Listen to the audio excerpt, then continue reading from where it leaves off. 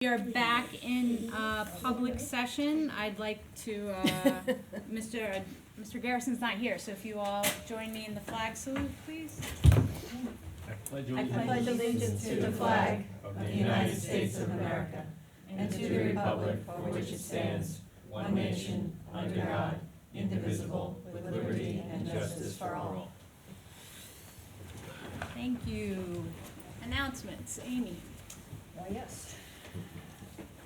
Westfield High School announced that 5 more students each achieved the highest score of 36 on the ACT standardized tests widely used for college admission and placement criteria. The additional scores from the September tests were recently received by the school and earned by the following students.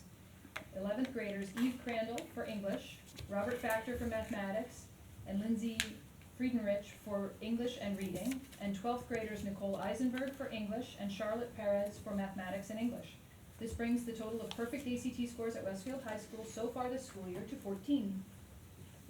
Charles. Okay, I have one that I probably have a question on, because I'm looking at the dates on it, so I think the date already passed on one thing, but the way it's written, so. Okay. All right, Westfield High School Performing Arts. Congratulations to the Westfield High School students who were selected to perform with the 2016 All-State Mixed Chorus at a concert in the Convention Hall in Atlantic City on Friday, November 11th. So it was passed, all right. Well, they included Noah Bram, Alex Sestero, Joseph Maldonado, Catherine Moore, Abby Rothenberg, Matt Cerati, Max Wazalewski. This same talented group of singers will perform in the All-State Mixed Chorus at NJ PAC on Sunday, November 20th. Tickets can be purchased through NJ PAC. Thank you. Brendan. Yes.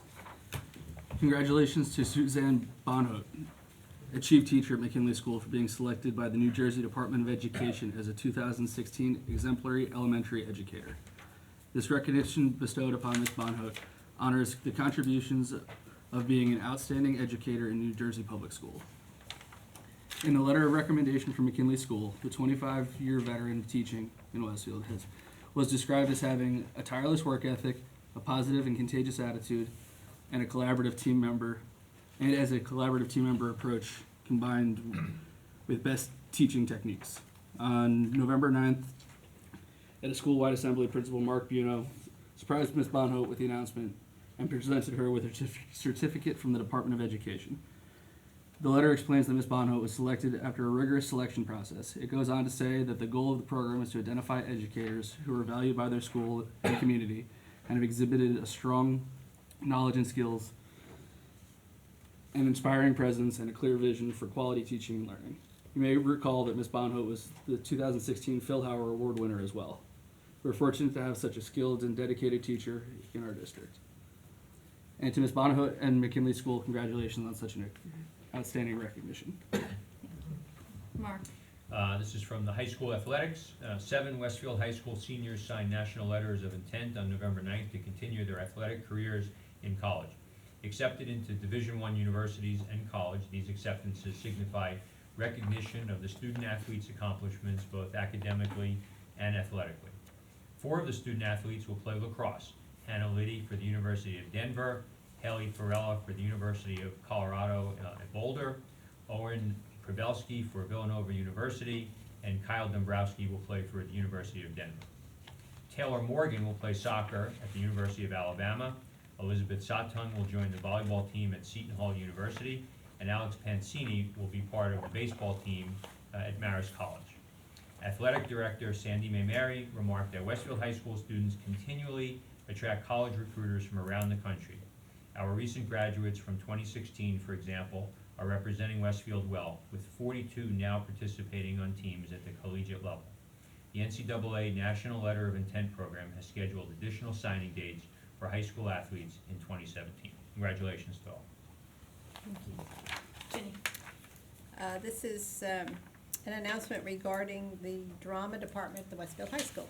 Westfield High School's drama department is presenting Romeo and Juliet beginning this Thursday, November 17th at 4 p.m. and Friday and Saturday evenings, November 18th and 19th at 7:30 p.m. Tickets are available at the door or at the website called WHSTD.booktix, that's BOOKTIX.com. We know you'll enjoy it, so get your tickets. Intermediate schools have this to report. Both our intermediate schools commemorated Veterans Day this week with guest speakers, musical performances, and recitations by students. Roosevelt's special guest was Sergeant Richard Veith, brother of social studies teacher Brian Veith. An Air Force veteran, Richard Veith was stationed in several countries during his 10 years in service, including Saudi Arabia. Edison Intermediate School honored Brenda Sue Fulton, a member of the 1980 U.S. Military Academy's first graduating class to admit women.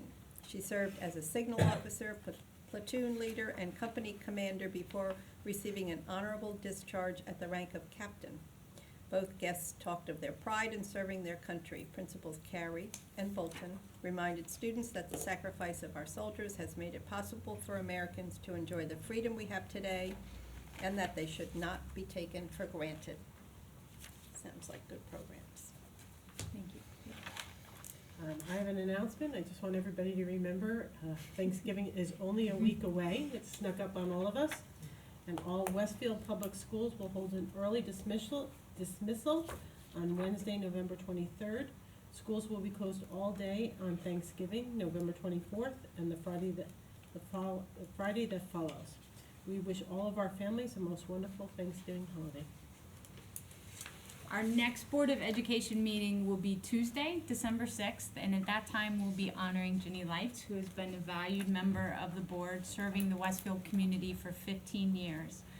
At our first meeting of the new year on January 5th, we will hold the board organization meeting, and we will congratulate newly elected board members Michael Beelan, Brendan Galligan, and Amy Root, who will be sworn into office at that time.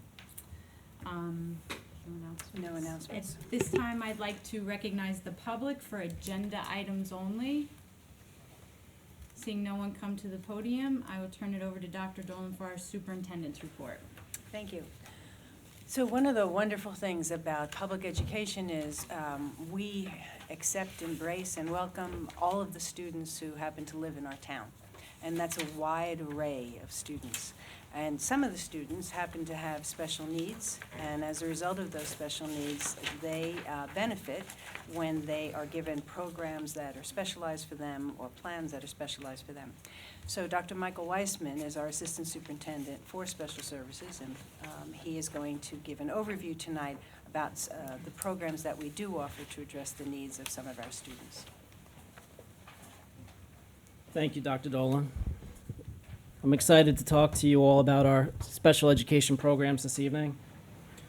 I'm very proud of the hard work that our special education staff here at the district, everyone from paraprofessionals or unsung heroes to our child study teams, our teachers, administrators, and the work that we do with parents on a regular basis. We work very closely together as a district and have a very strong commitment to servicing the needs of our students with disabilities. If you look at a couple of phrases in our mission statement, you'll notice a couple of phrases that resonate and reflect our strong commitment to special education, including all students, individual differences, and highest potential. I think that reflects our strong commitment to all our students. I'm going to start off with a little bit of data for the 2015-2016 school year. We have roughly 1,119 students that are eligible for special education and related services in the district. We're very proud of this next figure. 92% of our students are served in district placements as opposed to out-of-district placements. We have roughly 86 students right now as of October 15th, which represents 7.6% of our special education population. That's exactly where the state would like us to be, according to recommendations from the Department of Education. And we've remained at that percentage for the last few years. And we continue to work hard to keep that number low because we are very committed to keeping our students educated within district placements. And by continually evolving and developing our programs and creating new programs, we've been successful in doing that, something that we're very proud of. Currently, as of the October 15th snapshot, we have roughly 17.7% classification rate as a district. This is excluding students who have services through a speech IEP. The state average is 16.47%, excluding speech students. Speech students represent roughly an additional 1% of your population. The state average has been climbing over the past few years. I remember about 5 or 6 years ago, the percentages were hovering around 14%, and it had been that way for a long time. We're noticing definitely an uptick in the state average. Our district average has hovered in this range for the past few years as well, with a very gradual small increase in our classification rate, which is fairly consistent with the state average increases. One of our major tasks as a district, providing services for students with special needs, is to make sure that we're providing services within what the Department of Education refers to as the least restrictive environment. So if you take a look at the triangle, the base represents the majority of our population and the location in which they're provided with services. So the goal is always to provide services in the general education so that students are exposed to typical peers as much as possible. And in maintaining students within the general education, we make modifications and accommodations based on those students' individual needs. When that is not sufficient to meet the individual needs of a student, we move up the triangle and we see less of our population receive services in more restrictive environments. Resource rooms is the second step in terms of providing services, and that is where students are provided with services either in the classroom with the support of a special education teacher, or they're pulled out to a resource room and provided services within a smaller setting, in a setting that is highly individualized and focused on a smaller group's needs as opposed to a large group. The next hierarchy in the continuum of services is special classes, where students are provided with special programming throughout the day, typically in self-contained classes. That means they're educated with students that also have IEPs. And we look for opportunities to provide inclusion opportunities or mainstreaming opportunities for students who are pulled out, so that make sure that they're included in the general education as much as possible, depending on what their individual needs are. And then the most restrictive environment would be what we consider separate private schools or residential, which is a rare instance. But we do have, as I mentioned earlier, roughly 7.5% of our population is provided with supports in separate private schools. So what do our programs look like, and how do we provide services to our students? Well, at the primary grades, ages 3 to 6, at Lincoln School, we have an integrated preschool program, which is a half-day preschool program for general education and special education students. Those general education students are entered into the program based on a lottery system, so it's voluntary. And then they're integrated with students who have IEPs and have special needs. And then we also have our preschool disabled program, which is a traditional self-contained special ed program for students with disabilities and with a special education teacher. And then we have our full-day autism preschool program, which is what we refer to as our Leaps and Bounds program. Then we also have our full-day kindergarten, which is called a transitional kindergarten. That is a full-day self-contained program for students with special needs. And that is considered a language or learning disabilities classroom. At our elementary programs, grades 1 to 5, we have a specialized program called the Language and Learning Disabilities Program, also referred to as LLD. We have 5 classes. 2 are at McKinley and 2 are at Tamaulipas. We have 1 LLD class at Wilson School, which is the primary emphasis is on providing supports for students with behavioral and emotional needs. And then we have our 2 Leaps and Bounds classrooms at Wilson, which again is for students with autism. In that program, we use a very specialized methodology called ABA, or Applied Behavioral Analysis. I'll talk about that a little bit. And that program is also supported by board-certified behavior analysts that we have on staff. For those of you who are not familiar with an ABA program, ABA is a specialized type of instruction that is research-based, it's data-driven, there is ongoing progress monitoring and data collection on a regular basis, which is analyzed, regularly charted and graphed. These programs are highly supervised. There are very small student-to-teacher ratios. In many instances, it's a one-to-one. So the state recommends minimally a 3-to-1 ratio, but due to the intensive nature of the teaching instruction, it often requires individual one-on-one instruction. Students in our Leaps and Bounds programs are also provided with their related services, their speech therapy, their occupational therapy, physical therapy, and whatnot.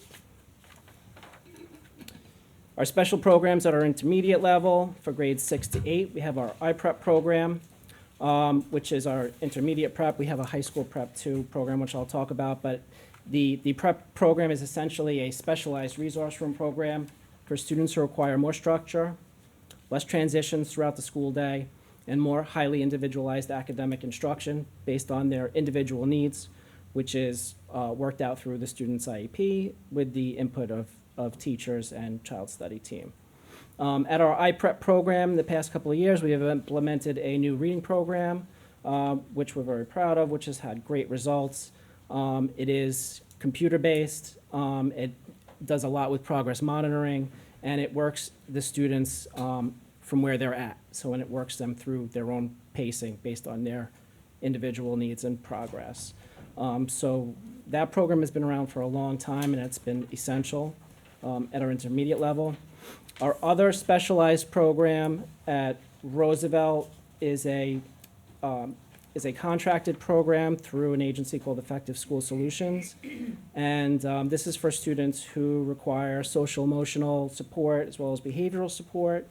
And the focus is to provide regular counseling to students who need it. We have 2 full-time licensed clinical social workers that are provided with ongoing supervision to the degree in which they need to assist students in this program. And we have been working with ESS. This is our 3rd year, and it's been very successful.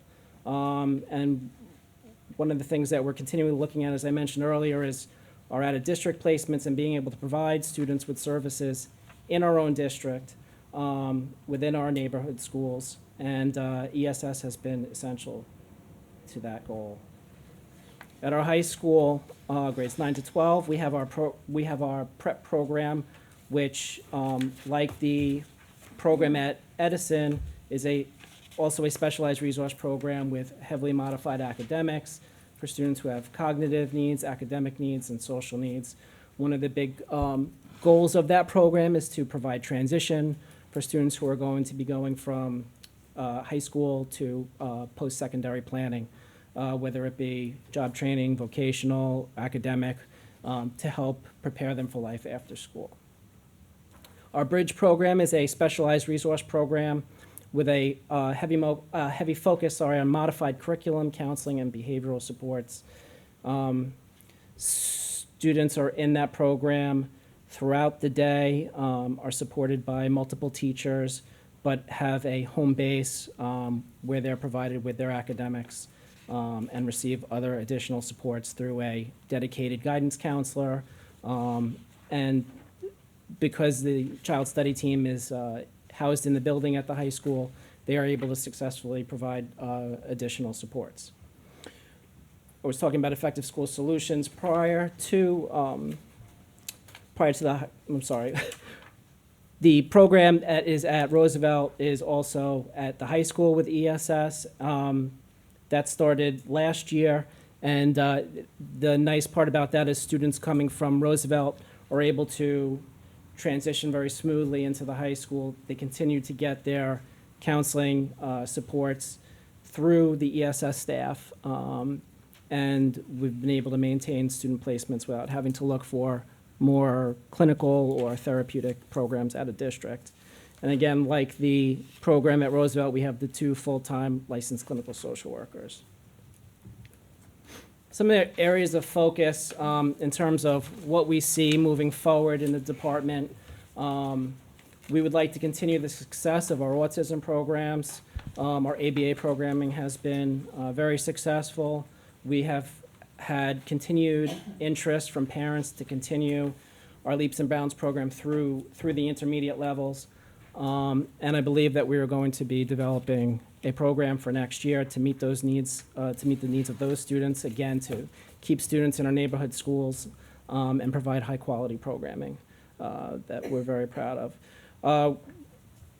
One of the other things that we've been able to develop at the intermediate level is life skills or career oriented programming to meet the needs of students who that's going to meet their transitional goals. And again, one of the focuses as a district is also to continue to decrease and contain our out-of-district placements. Another focus of the department is to continue our success of our inclusion programs through professional development, also by supporting an inclusive culture. On our professional development days in the past, we have done a lot of work with special education teachers and general education teachers to discuss ways in which they can work together, co-teaching, co-planning, and working together to support students with special needs in the mainstream. Not only due to recent legislation, but also because it's a heavy area of focus for us as a district is the area of reading. I think we've increased our training for staff in the area of dyslexia per state law, but it has always been an area of focus for us. We've been providing multisensory programs as a district, programs like Wilson and Orton Gillingham and Linda Mood-Bell to students throughout the district for many years, so we continue to increase the services that we're providing in terms of multisensory reading programming and getting to students as early as possible to remediate. Thank you. Good job. Are there any questions? questions for Dr. Weissman from the board? Mike, I thought I heard you say that we had about 1% of students in speech. It's roughly 1% of your classified population, but it's more like of the of the entire population. It's probably more like 20% Okay, because I thought it get was. speech services at some point or I another. thought it was more like 1,000 students. Speech in the only, past. speech only Speech students. only. So we have students with IEPs of that 1,100 or so students that I mentioned. Yes. A good portion, maybe 20% of them, roughly, also receive speech services. But when I was talking about excluding speech, Okay. I mean speech only Okay. students because it's Yeah, a different, because they're case managed by a speech therapist specifically for a speech-related Yeah. disorder. Okay. Sorry. So the total would be 1 percentage point more, so 17.7 to 18.7? Roughly. Roughly. So I had a question. I don't know that I ever thought about our focus on in-district versus out-of-district placement as measuring up to a standard that the state sets. I don't know that I ever realized that they have an expectation Sure. I'm sorry? I said, sure. Yeah, so, because that, I guess that's, to the state, that's a reflection of, number one, are our services where they need to be? And if we have excessive out-of-district placements, then it means that they're not. I guess I'm just trying to get my head wrapped around what that says. What is that, why are we trying to, does that make sense?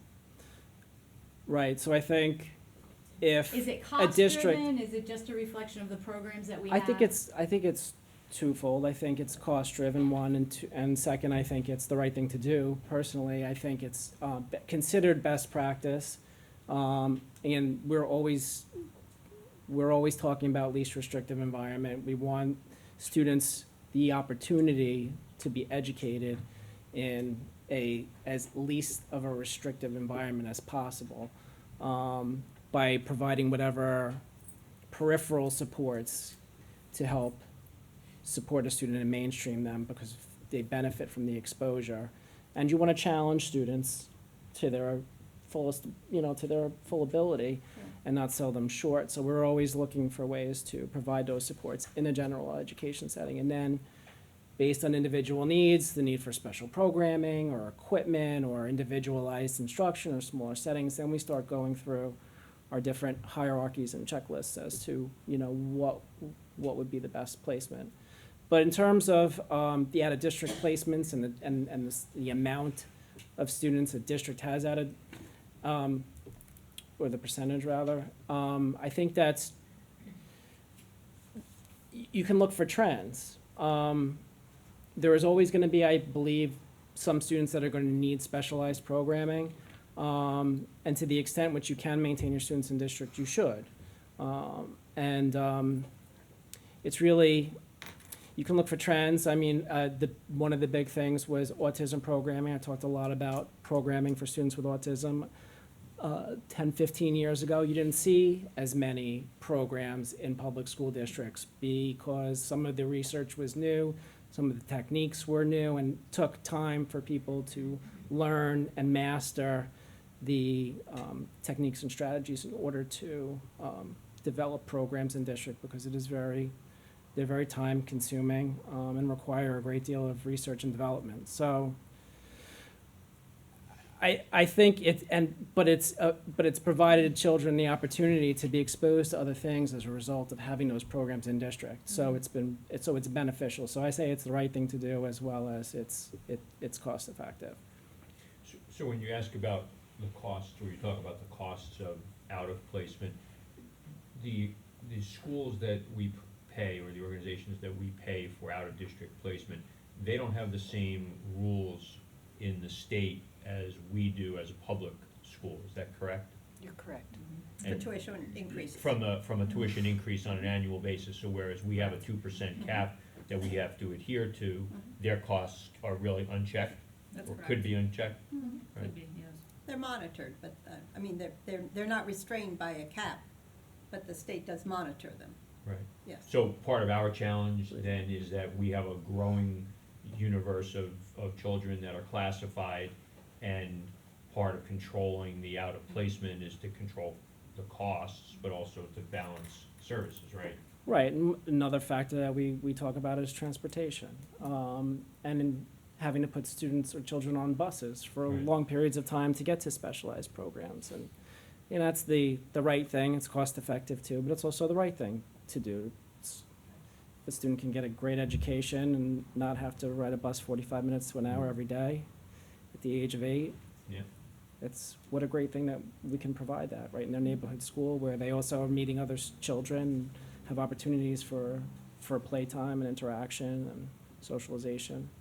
So it's a win-win, I Mike, think. just following up on the future areas of focus, you mentioned that you'd like to look into the intermediate level leaps and bounds, or a successor program for grade 6 through 8. Correct. And what's your projection of a population that we might be able to serve That's a great for question. that? I think we would start a program with roughly 4 students, possibly give or take a student. It's a small program to begin with. I think off the top of my head, you can go to 8 or 9 at a secondary level for an autism program, whereas at elementary you're at 6. Yeah. So there's small programs anyway. They have small student-teacher ratios.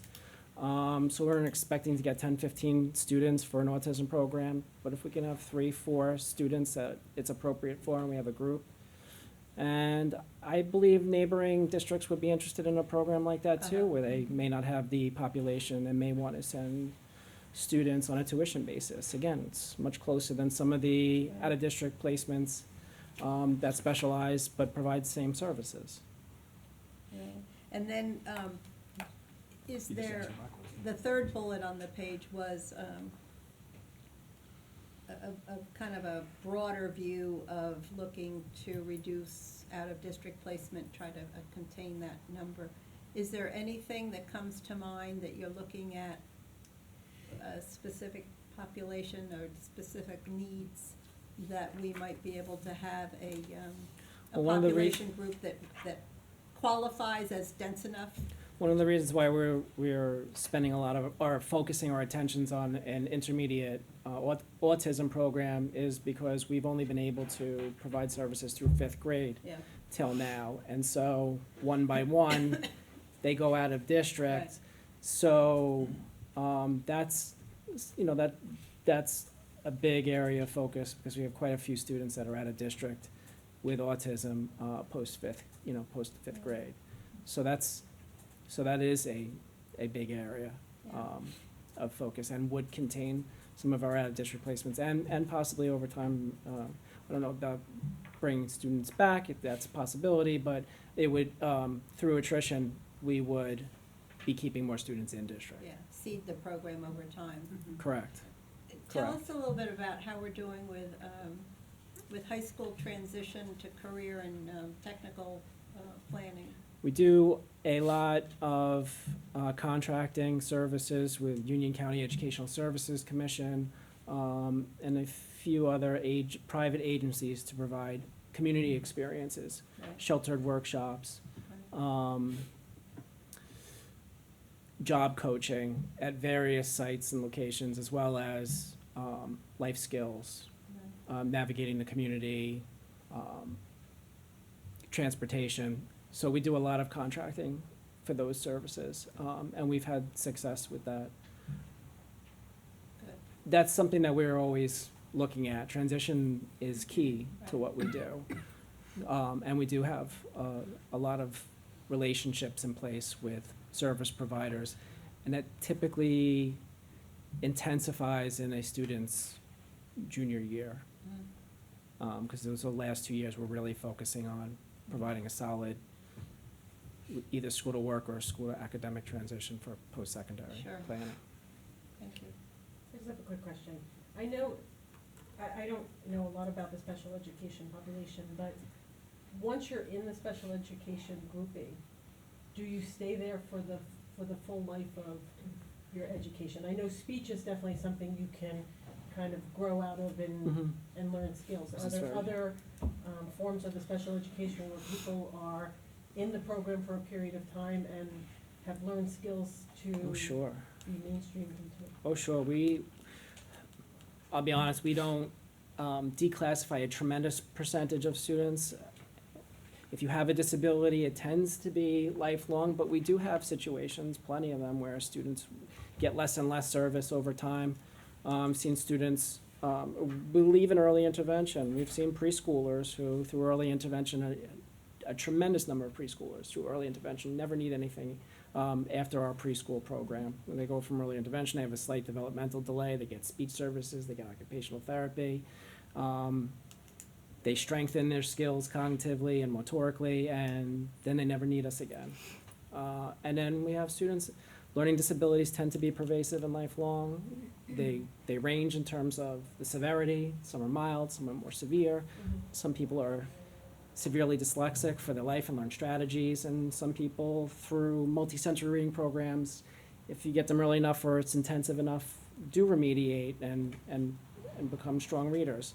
So it really varies, but we see plenty of students who get the right intervention and no longer need services. And then we do also have a tremendous, I'd say the majority of the population needs services through graduation. And many of our students go on to go to colleges and get accommodations through the College Board, through their offices of disability at universities. Again, it depends on the severity of the disability and the type of, and nature of what they're struggling with. Good job. Thank you, Thank you very much. thank you.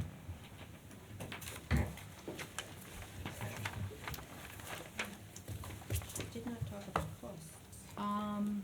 I'd like to ask the board to approve the minutes of our board meeting held on November 1st, 2016, and the private minutes of the same date. Can I have a second, please? Thank you, Ginny. All in favor? Aye. Aye. Opposed? Abstentions? I wasn't here. Charles abstains. Personnel, Mark. I'd like the board to consider personnel items 1 through 7, and number 4 was revised. It's at your table. Have a second? Ginny, thank you. questions or comments? No? Dana, please? Mark Friedman, Yes. Brendan Galligan, Yes. Ginny Lights, Yes.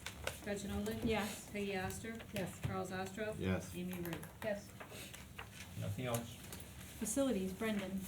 Our next meeting, I believe, is on December 2nd, and we will continue our conversation about lighting at Kaler Field. Other than that, no report. Thank you. Long-range planning, Ginny. We have a meeting coming up, November 30th. Right? Something like that. That rings a bell. Yep, Okay. yes. That's it. Thank you. Policies. In Chris's absence, I would like to ask the board to consider policy agenda items 1, 2, and 3. Can I have a second, please? Ginny, thank you. I believe Chris circulated notes about the policies that are being amended. The first 2 are first reading, the third is for second reading. Does anybody have any specific questions? I believe a couple were tabled. Ginny, based on some comments that you had, we'll follow up on those, because he wasn't gonna be here, is that correct? So I think it includes some that are listed. 3244. Oh, so which one should I move to So table then? I believe we're tabling 3310, is that Yeah. correct, for first reading? And, That one's all right, no? okay, it This was, one? okay, if it's okay with you then. Just the in-service, Yes, all right. So the one that needs to be tabled then 3244. is 3244. Yeah. And we'll Alright, bring it so- back to policy to discuss. I would amend my motion to, Oh, I know, this is the wording guy. Oh, I table this guy, 3310. You know, I sometimes. will amend my motion to table 3310 listed under agenda Sorry. item 1, 3244 listed under agenda item 2. Thank you. Any other questions, comments on policies? You moved to table I those moved two. to table Did those two. somebody Can I have I'm a second? seconding that. Ginny seconded. All in favor? Aye. All in favor? Aye. Thank you, Dana, for keeping us honest. Yeah. Dana, roll call vote on 1, 2, 3, as Mark amended. Friedman, Yes. Brendan Galligan, Yes. Ginny Lights. Yes. Gretchen Oleg. Yes. Peggy Oster, Yes. Charles Ostroff. Yes. Amy Root. Yes.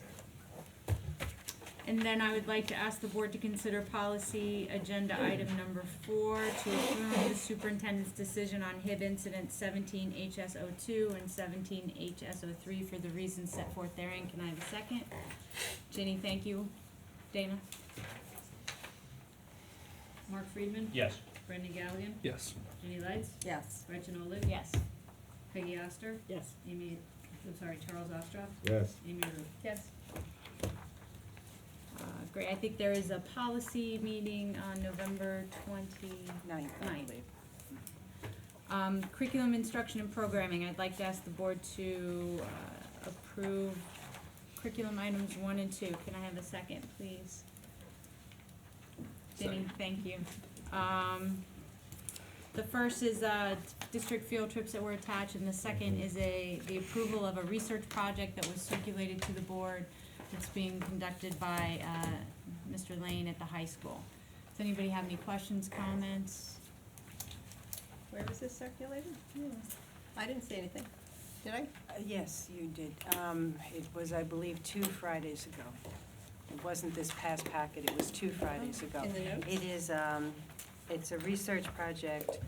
The students are going to be completing writing assignments in a class. They would have been doing these assignments anyway. The 2 different assignments are using different types of rubrics. One are weighted rubrics, one are non-weighted rubrics. And this is part of Mr. Lane's study. He is going to school to become an administrator. The teachers are going to code. They're not going to know the names of the students. It's just a question of comparing the results of using 2 different types of rubrics, which will certainly help inform, what our teachers are doing at the high school. And as Dr. Dolan said, it's work that the students would have been doing anyway. It's not additional work for our students. Dana? Mark Friedman, Yes. Brendan Galligan, Yes. Ginny Lights, Yes. Gretchen Oleg. Yes. Peggy Oster, Yes. Charles Ostroff, Yes. Amy Root. Yes. I think we have a curriculum meeting on Thursday. Is that right? Finance, Mark. I'd like the board to consider finance items 1 through 12. You have a second? Ginny, thank you. Any comments or questions? Dana, please. Mark Friedman, Yes? Brendan Gallagher, Yes. Jenny Lights, Yes. Gretchen Molly, Yes. Peggy Astor, Yes. Charles Astro, Yes. Amy Reed. Yes. We had a finance committee meeting before the meeting tonight. Notes to follow. Thank you. Legislation, Brendan. No report. Technology, Peggy. No report, but we're meeting on Friday. I would like to ask the board to note the notes for the record. Do we have any unfinished business tonight? Any new business? Liaison reports. We are moving right along. I'd like to recognize the public for any questions or comments. And seeing no one come to the podium, I'd ask the board to approve the following resolution. Resolve that the Board of Education move into private session for the purpose of discussing legal matters, negotiations, and harassment, intimidation, and bullying incidents, and be it further resolved that any discussion held by the board which need not remain confidential, and the results of the discussions will be made public as soon as practicable. Can I have a second? Charles, thank you. All in favor? Aye. Aye opposed. We are in private. Very good. Great minute.